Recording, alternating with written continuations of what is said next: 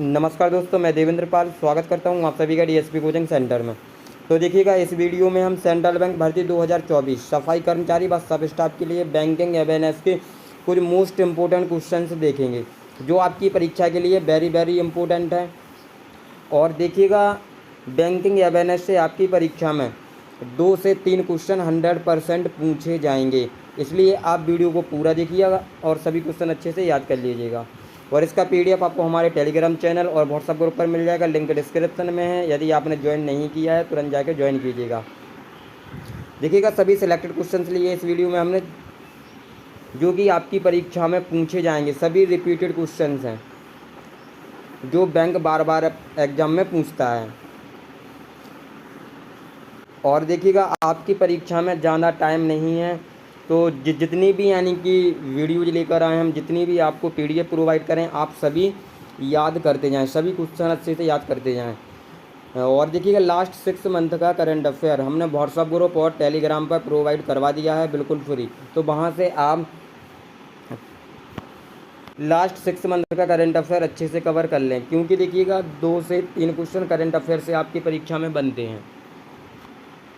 और banking awareness और general awareness के लिए आप हमारी इस ई बुक को डाउनलोड कर सकते हो।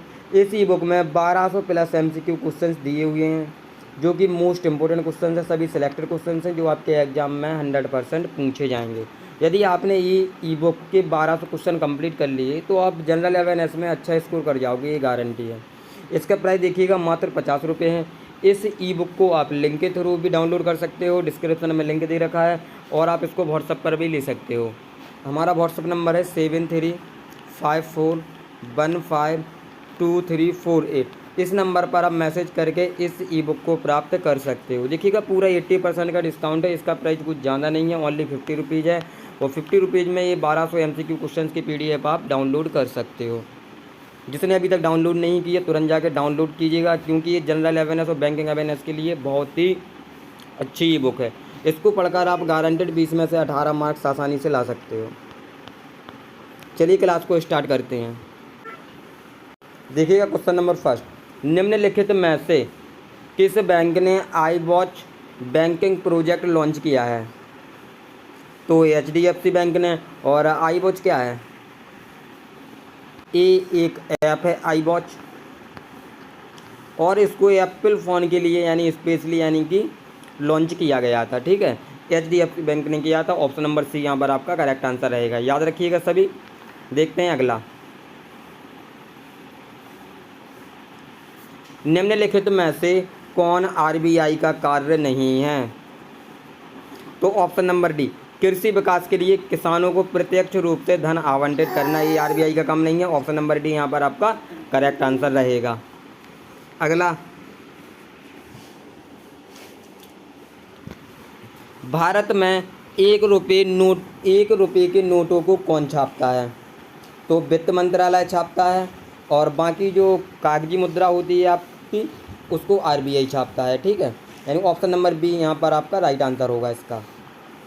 देखते हैं अगला, RBI की स्थापना कब हुई थी? तो RBI का जो स्थापना हुआ था 1935 में हुआ था, और ये 5 करोड़ की पूंजी से स्थापित किया गया था। बिल्कुल आपको याद रखना है। ठीक है, वेरी मोस्ट इंपोर्टेंट क्वेश्चन है, आपकी परीक्षा में पूछा जा सकता है। देखिएगा, RBI से यानी कि 1-2 क्वेश्चन तो आपको परीक्षा में देखने के लिए मिलेंगे ही, इसलिए RBI के सभी क्वेश्चन अच्छे से याद कर लीजिए, जितने भी मैं कंप्लीट करवाऊंगा आपको। निम्नलिखित में से कौन सा वाक्य सही नहीं है? तो ऑप्शन नंबर बी आपका सही नहीं है। RBI का मुख्यालय दिल्ली में है, लेकिन जो RBI का मुख्यालय है वो कहाँ पर है? मुंबई में है। ठीक है, तो ऑप्शन नंबर बी यहाँ पर आपका सही नहीं है। ठीक है, याद रखेंगे सभी। देखते हैं अगला, यदि कोई किसान ट्रैक्टर खरीदने के लिए ऋण लेना चाहता है तो उस बैंक किस प्रकार से संपर्क करना चाहिए? तो वाणिज्यिक बैंक से संपर्क करना चाहिए, क्योंकि जो वाणिज्यिक बैंक है वो किसानों को दीर्घकालीन ऋण प्रदान करता है, यानी ऑप्शन नंबर ए यहाँ पर आपका करेक्ट आंसर होगा। अगला, अब भारत की मौद्रिक नीति का फैसला कौन करेगा? तो मौद्रिक नीति समिति करेगा, यानी ऑप्शन नंबर सी यहाँ पर आपका करेक्ट आंसर होगा। वर्तमान में भारत में सार्वजनिक क्षेत्र के कितने बैंक काम कर रहे हैं? तो 21 बैंक काम कर रहे हैं आपके, यानी ऑप्शन नंबर डी यहाँ पर आपका करेक्ट आंसर होगा। अगला, निम्नलिखित में से कौन सा पद बैंकिंग से संबंधित नहीं है? तो विदेशी मुद्रा रिजर्व आपका बैंकिंग से संबंधित नहीं है, यानी ऑप्शन नंबर बी यहाँ पर आपका करेक्ट आंसर होगा। अगला,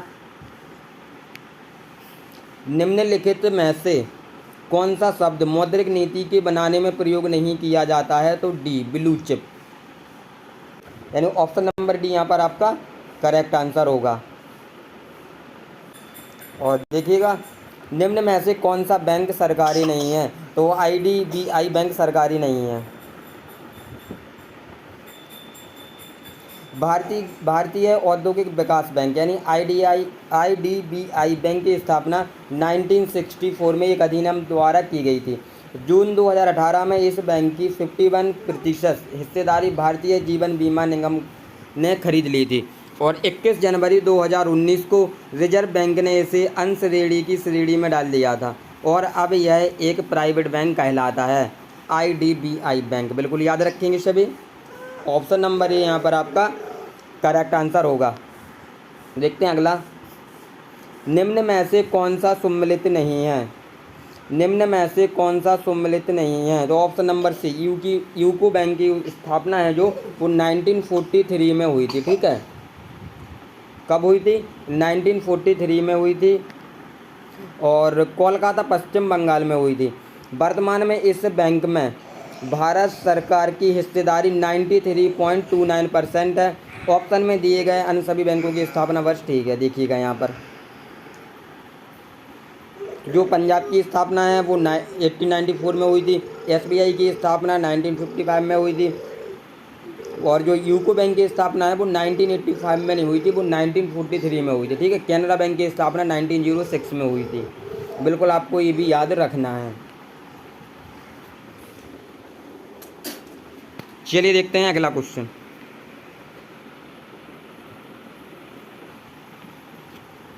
निम्न में से कौन सा कथन सही नहीं है? निम्न में से कौन सा कथन सही नहीं है? तो इलाहाबाद बैंक का मुख्यालय इलाहाबाद प्रयागराज में है, ये कथन आपका सही नहीं है क्योंकि जो इलाहाबाद बैंक का मुख्यालय है वो कोलकाता में है। कहाँ पर है? कोलकाता में है। बिल्कुल याद रखना है सभी को। और वित्त मंत्री निर्मला सीतारमण ने 30 अगस्त 2019 को इंडियन बैंक के साथ इलाहाबाद बैंक के विलय की घोषणा की थी। बिल्कुल याद रखेंगे, ऑप्शन नंबर भी यहाँ पर करेक्ट आंसर रहेगा। वेरी मोस्ट इम्पोर्टेंट क्वेश्चन है। ठीक है, देखते हैं अगला, निम्न में से कौन सा बैंक सरकारी नहीं निम्न में से कौन सा बैंक सरकारी बैंक है? तो जम्मू और कश्मीर बैंक आपका सरकारी बैंक है। ठीक है, जम्मू और कश्मीर बैंक के निजी बैंक है जिसकी स्थापना 1938 में की गई थी और इसका मुख्यालय श्रीनगर जम्मू और कश्मीर में स्थित है, यानी ऑप्शन नंबर डी आपका यहाँ पर करेक्ट आंसर होगा। देना बैंक का किस बैंक में विलय हुआ है? देना बैंक का किस बैंक में विलय हुआ है? तो बैंक ऑफ बड़ौदा में विलय हुआ है। देना बैंक लिमिटेड एक भारतीय सार्वजनिक क्षेत्र का बैंक था। इसकी स्थापना 26 मई 1938 को की गई थी और भारत सरकार ने 1969 में इसका राष्ट्रीयकरण कर दिया था। सरकार ने इस बैंक का विलय 1 अप्रैल 2019 से बैंक ऑफ बड़ौदा में कर दिया है, यानी कि ऑप्शन नंबर बी यहाँ पर आपका करेक्ट आंसर होगा। देखते हैं अगला, यानी कि रेवेन्यू के मामले में सबसे बड़ा निजी बैंक कौन सा है? तो HDFC बैंक है। ऑप्शन नंबर सी यहाँ पर आपका करेक्ट आंसर रहेगा। आय कमाने के मामले में वर्तमान में भारत में प्राइवेट क्षेत्र का सबसे बड़ा बैंक HDFC बैंक बन चुका है। इसकी कुल आय 11 बिलियन US$ है, जबकि इसके बाद आय के मामले में दूसरा सबसे बड़ा बैंक ICICI बैंक है जिसकी आय 10 US$ है। हालांकि कुल संपत्ति के मामले में ICICI बैंक 180 बिलियन US$ अभी भी HDFC बैंक से बड़ा है। याद रखेंगे सभी, फैक्ट भी वेरी वेरी इम्पोर्टेंट है। चलिए देखते हैं अगला, कुल संपत्ति के मामले में सबसे बड़ा सरकारी बैंक कौन सा है? तो स्टेट बैंक ऑफ इंडिया है, यानी कि SBI। कुल संपत्ति के हिसाब से देश में पब्लिक सेक्टर का सबसे बड़ा बैंक एसबीआई है, जिसकी कुल संपत्ति 52,050 अरब रुपये है। इस बैंक में भारत सरकार की हिस्सेदारी 61% है। ठीक है, बिल्कुल आपको याद रखना है ये फैक्ट भी। देखते हैं अगला, निम्न में से किस बैंक की टैगलाइन यानी वन फैमिली वन बैंक है? तो बैंक ऑफ महाराष्ट्र, यानी ऑप्शन नंबर डी यहाँ पर आपका करेक्ट आंसर रहेगा। बैंक ऑफ महाराष्ट्र की tagline one family one bank है। इस बैंक की स्थापना 1935 में की गई थी और इसका मुख्यालय पुणे महाराष्ट्र में है। यह एक सरकारी बैंक है जिसमें भारत सरकार की हिस्सेदारी 87.01% है। देखते हैं अगला क्वेश्चन, अनुसूचित बैंक कौन से होते हैं? अनुसूचित बैंक कौन से होते हैं? तो देखिएगा, जिन बैंकों को आरबीआई अधिनियम 1934 की द्वितीय अनुसूची में शामिल किया गया है वो आपके अनुसूचित बैंक होते हैं। यानी ऑप्शन नंबर फर्स्ट यहाँ पर आपका करेक्ट आंसर रहेगा। जिन बैंकों को आरबीआई अधिनियम 1934 की द्वितीय अनुसूची में शामिल किया गया है, जिन बैंकों को आरबीआई अधिनियम 1934 की द्वितीय अनुसूची में शामिल नहीं किया जाता है उन्हें गैर अनुसूचित बैंक कहा जाता है। ठीक है, अनुसूचित बैंक आरबीआई से बैंक दर पर ऋण प्राप्त करने के लिए पात्र होते हैं। यानी कि ऑप्शन नंबर यहाँ पर आपका करेक्ट आंसर हो जाएगा। तो देखिएगा, इस वीडियो में हम 20 क्वेश्चन कंप्लीट कर चुके हैं बैंकिंग अवेयरनेस के, जो कि वेरी वेरी मोस्ट इम्पोर्टेंट है। तो आप ये सभी क्वेश्चन अच्छे से याद कर लीजिएगा और इसका पीडीएफ आपको हमारे व्हाट्सएप ग्रुप और टेलीग्राम चैनल पर मिल जाएगा। लिंक डिस्क्रिप्शन में दे रखा है, वहाँ से ज्वाइन कीजिए और पीडीएफ को प्राप्त कीजिए। और बेहतरीन तैयारी के लिए आप हमारी इस ई बुक को डाउनलोड कर सकते हो, जिसमें 1200 MCQ क्वेश्चन हैं। ठीक है, वेरी वेरी इंपॉर्टेंट क्वेश्चन है। सभी सिलेक्टेड क्वेश्चन लिए हैं जो बैंकिंग में बार बार रिपीट हुए हैं और बार बार पूछे जाते हैं। इसका प्राइस मात्र 50 रुपये है, पूरा 80% का डिस्काउंट है। देखिएगा आपके, यानी कि यहाँ पर 200 रुपये सेव हो रहे हैं बिल्कुल। और इस ई बुक को पढ़कर आप 20 में से 18 मार्क्स आसानी से ला सकते हो। यानी जनरल अवेयरनेस का स्कोर आप इस ई बुक के जरिए अच्छे से कर सकते हो।